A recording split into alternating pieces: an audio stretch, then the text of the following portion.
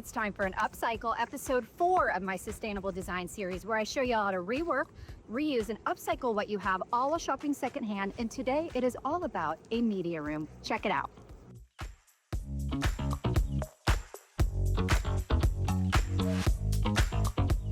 Here is our media room that we obviously have not done anything with. Now, you know I like to work within the space and use what I have, so I definitely want to keep my couch, this coffee table, but I'm going to put longer legs on it and make it into a table, and the TV. Everything else will be taken out of the room, and it gets really hot and sunny up here, and obviously if we're going to use it as a media room, then we definitely need to darken it up just a little bit. Start with giving it a coat of paint. This is paint we had left over from my mom's casita renovation, so I just decided to use it. It's really pretty. I always love green, and I think it looks really nice with that sort of sienna color on the velvet couch. First up, we're gonna make some lighting.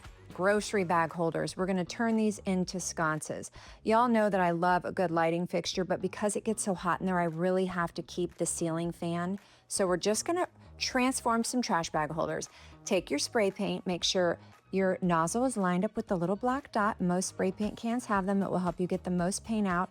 And then I'm just gonna spray paint the top of these because these are the only thing that's gonna be not covered with fabric. 6 of these grocery bag holders. And now that I've got the top painted, I really wanna cover them with some fabric because obviously this is not attractive. So I scored this fabric secondhand. It's sort of a chocolate with a little bit of that sienna pink coral color in it. Thought it was really fun and kind of gave that like velvety Hollywood media room feel. So just with a little bit of hot glue, I'm just gonna come through and cover the entire thing. Make sure I'm lining it up along the edge of the top so that little bit of gold shows, and it kind of makes it look like it's actually meant to be a sconce. Cut off any excess fabric, glue it around the back, glue it and tuck it around the bottom, and then I'm gonna come through with a little bit of fringe. I have this really pretty fringe, and I'm gonna do 2 layers of it. Again, just with the hot glue, just 1 layer first, and then do your first layer of fringe, and then I do a second layer of fringe. And I do that because the more fringe you add, the nicer it looks. Then you can't really see through it, and it looks like it's meant to be there. It's a super simple way to add beautiful lighting to a room, no wiring needed, and very, very inexpensive. Got your grocery sack holder upcycled. Gonna come through with the battery operated light. Most come with this little piece with a hook on it. Take the hook off, use some hot glue, glue that in to the top of your sconce, and then twist your bulb in. And then you've got these ready to go battery operated sconces to go on the wall. This pretty green rug, free from a friend of mine who didn't want it, so I was very excited about that. I have plaster walls and I do not want to drill into them and mess with anchors. I'm going to use these no drill curtain rod brackets. Y'all have seen me use these before. They work fabulous.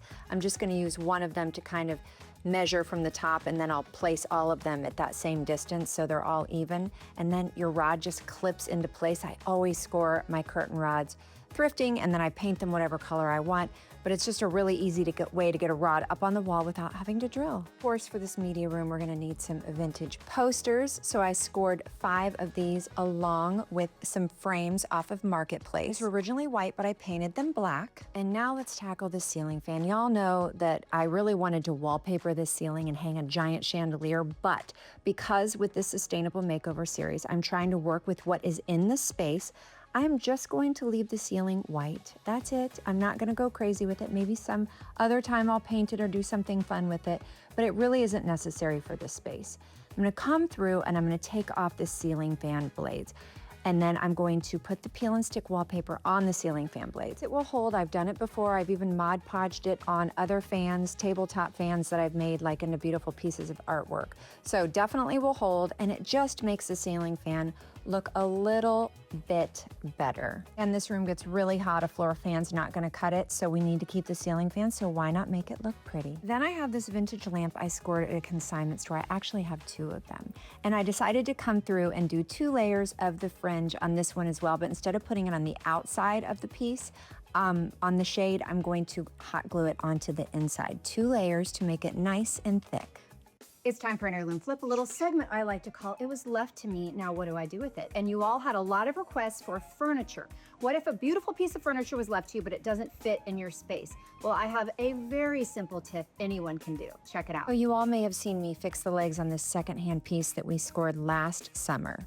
In since I need something to go underneath the TV in the media room, I thought, well, let's take the legs back off and put it on the floor. I think it will fit under the TV perfectly. Again, incredibly simple and took me like 5 minutes. Perfectly. A little creativeness and you can make things work in spaces you might not think they would be able to work normally. Now that I've got all the upcycles done, it's time to style the space. But first, I want to clean those big windows in that room, and I know just who to ask for some tips. Oh, Dan. Hey Sarah, it's Dan. Let's talk cleaning windows. Here are 5 great tips to get your windows squeaky clean. Number 1, wash windows on a cloudy day. When it's bright, it's much harder to see the streaks. Number 2, it's much easier to clean dry dirt than it is mud. So vacuum, wipe, brush as much dirt away as you can before you add your water. Number 3, always clean top to bottom. Number 4, squeegee like a pro. It's the best way to get the liquid off your windows streak-free. Number 5, don't forget to clean your screens. Soap, water, a soft brush, and a rinse.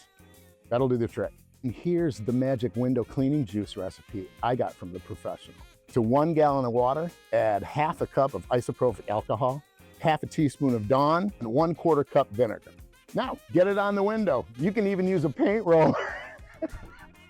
Thank you, friend. I've got my cleaning mixture and my roller. I'm good to go. So I've got everything done. The rug is down. I've got the bigger pieces in here that I want. Popped out some legs from another table that I actually have downstairs on my outside patio and put the longer legs back on this table so the kids could use it as a game table. Now it's time to try to figure out how to fit everything in this awkward space. And trying to work within the space, it'd be really easy just to run out and buy a bunch of new stuff to fit a space perfectly. A little bit of creativity, you can make everything fit. Getting enough sheets to cover and make curtains on all these windows was an absolute nightmare, so I gave in and I bought some curtains on Marketplace, and I'm just gonna use these little clips to hang them, but I put the clips on the rod first and then I attach the curtain.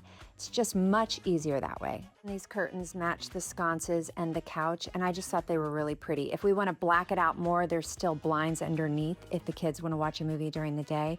And I like a little bit of the light to be coming through, so these worked perfect. Now it's time to hang the movie posters. I already put the nails in, and I decided that I was gonna take a sconce and put it in between each of my movie posters. Definitely got a lot of color combinations going on in this space, a lot of jewel tones, but you know what? It makes it fun. It's a media room. It's supposed to be dark and moody. I'm bringing up a couple of those secondhand dining room chairs that I covered with that velvet, and I love it. Then I'm gonna take my lamp and just put it on the middle of the table for a little extra light. I have this vintage valet that I painted. Gonna put some throws on that, as well as, do you guys remember this ottoman that I added the fringe to? Gonna throw that in there as well. That was a fun thrift piece from Goodwill. Have to add an orchid in a vintage candle hurricane, and then some games and some vintage glass. And then on my vintage sideboard that I took the legs off of, I'm gonna put some art books, and I'm gonna put this really cool David bust that I love, and then yes, a vintage phone. And it works, and I am hooking it up to a landline. That is right, I definitely am. And then if you all remember that stripe piece that Ben and I covered with the throw is a little ottoman. And then I'm just gonna add some things that I already have to the couch, a bunch of pillows, as well as some faux sheepskins. Could definitely say that this is an eclectic media room, but when you take those battery operated lights and you turn them on the sconces, it looks so pretty, especially in the lamp as well. When you turn off the overhead light, the kids can sit up here and they can do puzzles and play games and do art. Finding ways to use what we have and work within a space can be a little intimidating, especially when you have ideas of how you want things to be perfect or you see things curated in magazines. But just have fun with it. Play with your colors. Use what you have. Shop secondhand. You can always create very unique, cool spaces.